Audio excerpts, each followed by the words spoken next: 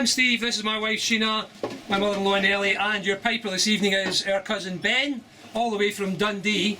So I'm sure you'll agree that he's already proving his worth, and he's an excellent piper. His worth, exactly. Don't worry, there'll be more of that later. So we're here this evening joining Steph in her new place, and to join all the good folks of Dinton to celebrate Burns Night. Now, as most of you know, Burns Night is in celebration of our most famous poet, Rabbie Burns, who lived in the late 1700s, and I'll be saying much more about him later. But basically, the origin of Burns Night was a few of his friends getting together, sadly after he died, quite young, and we'll come back to that later as well. But they got together to really celebrate the man and his life and his works. And that happened and started happening just a few years after he died, around the year 1800. And therefore, for the last 200 plus years, that tradition's been running forward since then, and Burns Night has become a huge fixture around the world. At these evenings, Burns poetry is recited, and I'll be doing a bit of that later, and of course we'll be enjoying a bit of haggis, neeps and tatties. Now, on this occasion, normally the haggis might be the main course, but as you probably know this evening, haggis is the starter. So that means that I'll be squeezing together a couple of the pieces that normally get spread out across the evening, so we can do the ode to the haggis, the toast to the haggis early on. Now, it's a very important evening for me, not only because it's Burns Night, but in fact, it's one of the very few nights of the year where I get to speak more than Sheena does. And it's a good job you've joined us tonight, because as you know, Alex Salmon is trying to cut us off, and very shortly we're going to be deported as illegal aliens. So this is one of your last chances to have a shot at this. I hope you'll forgive us all if we look a bit tired this morning, because we were up until 3 o'clock this morning. One of our neighbours came banging on the door. For heaven's sake, 3 o'clock in the morning, who does that these days? But luckily we weren't asleep, because Ben was still up practising the bagpipes.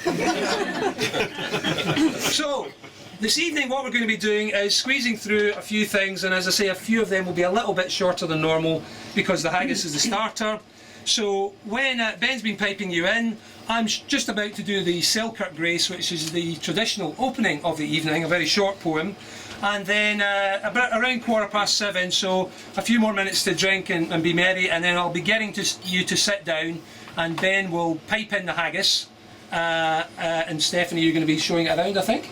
Is that right? Yeah, I'm going to do the showing piece. Good for you. And we'll be piping in the haggis, and then I will do the ode to the haggis with the usual accoutrements that go with that.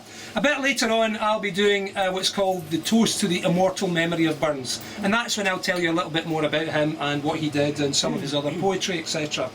And then at the end of the evening, don't leave before we do Auld Lang Syne. Now, Steph's got on the tables, you'll see there's the Ode to the Haggis is on your placemats, and I've put a few more printed copies around so you can look at the words and marvel at how unintelligible it all is. But there is an English translation on the ones I've left on the tables as well, if you're interested, and a French translation if you want. And on the back side, similarly, there's English, Scots, English, and French of Auld Lang Syne. Okay, so you can do all of those as well.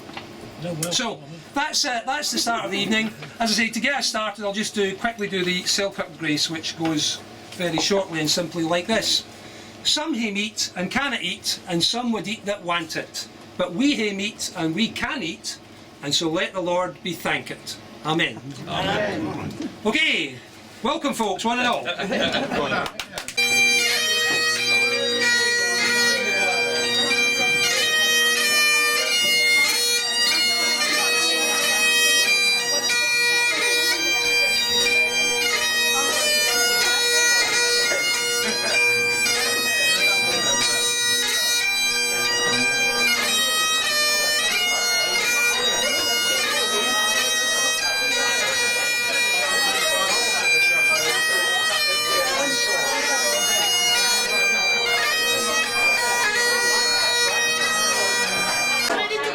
Where's Ben?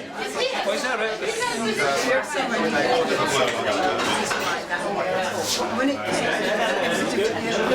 And the doors are well, it says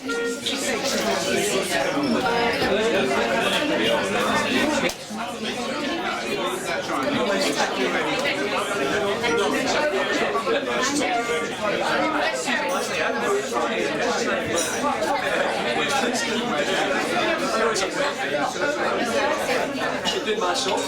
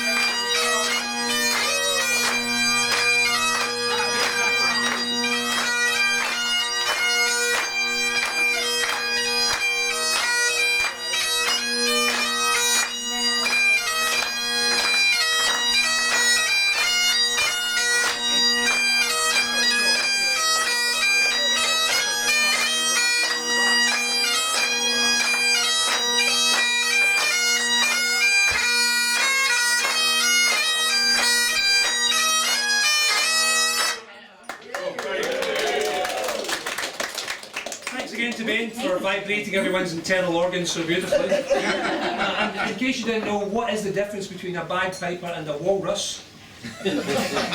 One wheezes and squeals a lot, and the other one's a walrus. So tonight, as we were saying, is a celebration of all things Scottish, which means bagpipes, it means haggis, and it means kilts, etc. And a couple of ladies asked me earlier how one can tell what clan a Scotsman is. And the answer is, well, if you stick your hand up his kilt and you find a quarter pounder, then he's a McDonald. Now, as you know, or some of you may know, a lot of this kind of frippery was actually the invention of the Victorians, and Sir Walter Scott in particular, rather than Burns himself, or not obviously Burns, but rather than going back a long way. The tartan and a lot of those kind of things do have a long history, but a lot of this more modern kind of garb really just dates back to the Victorian times. And for a lot of its history, Scotland has actually been really two countries, the Highlands and the Lowlands, and a lot of warring between those, sometimes siding with the English, sometimes not, sometimes fighting each other, and actually mostly just fighting each other in fact.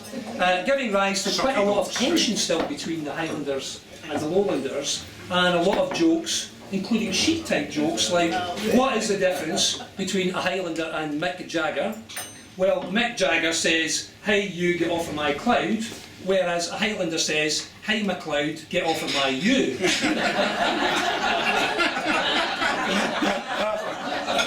Now, we come to the important part of the evening, which is the famous poem to a haggis. And it goes like this. Wee sleek it coorin timorous beastie. Oh, what a panic's in thy breastie. Steve. No. Oh, is that not the right one? Who else noticed? Okay, now let's do the proper one. Okay, to a haggis. Fair fa your honest sonsy face, great chieftain o' the pudding race. Aboon them all ye tak your place, pench, tripe or ferrum. We'll have you worthy of a grace as lang's ma erum. The groaning trencher there you fill, your hurdies like a distant hill, your pin would help to mend a mill in time o' need, whilst through your pores the dews distill, like amber bead. His knife, see rustic labour dicht, and cut you up with ready slick, trenching your gushing entrails bricht, like ony ditch. And then, oh what a glorious sicht, warm reeking, rich.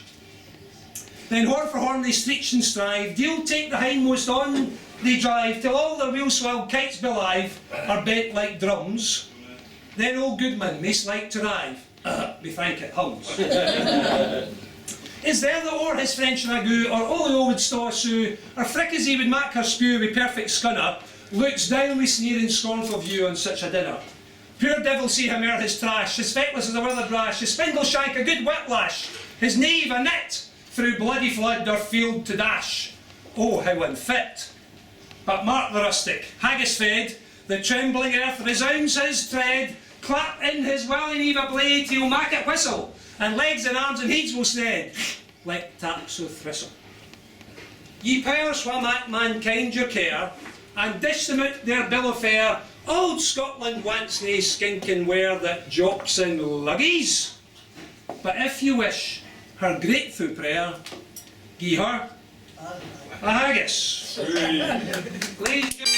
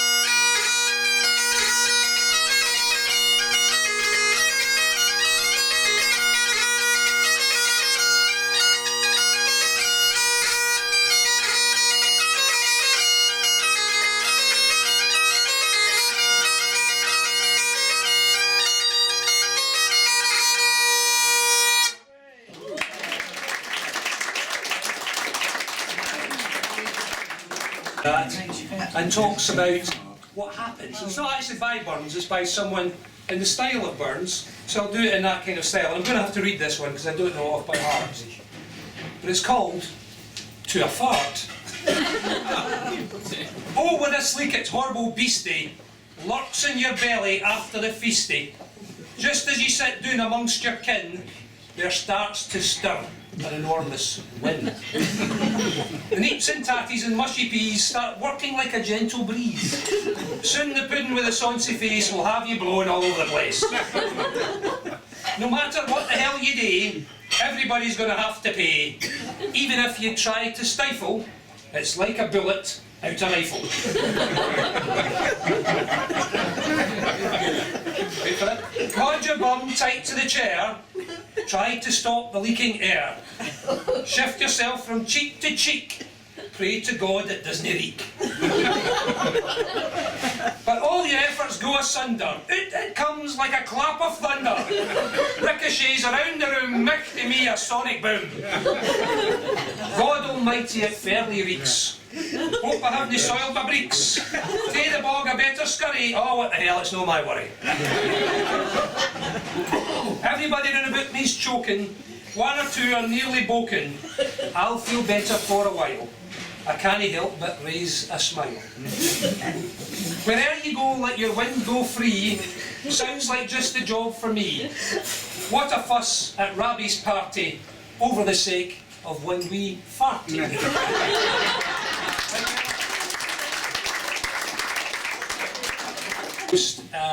For Burns, which is known as the immortal memory. Of course, when someone passes away in Scotland, we do like to make a fuss about it. And I remember this particular story about there was a fellow in Glasgow who was quite well known who passed away. He was quite an old guy. And so his widow, who was quite frail, went to the newspapers to put an advert into the newspapers concerning his obituary. So she went to the newspaper and she said to the guy, you know, I want to put an advert in about my husband having passed away. And the guy said, how much money have you got? And she said, £5. And he said, oh, well, you won't be able to put in many words for that. So she said, oh, okay. He said, look, just scribble something down on that piece of paper and it'll be fine. So she scribbles away and she gives him a piece of paper and he reads it and it says, Peter Reid, from Parkhead, deed. So he thinks, oh, that's a bit abrupt, and he's quite shocked by this. Yeah. So he feels quite sorry for her and he says, look, don't worry about it, I'll make sure it's okay, just put a few more words down. So she takes back the piece of paper and scribbles a bit more and gives it back to him, reads it again and says, Peter Reid, Fay Parkhead, deed, Ford Escort for sale.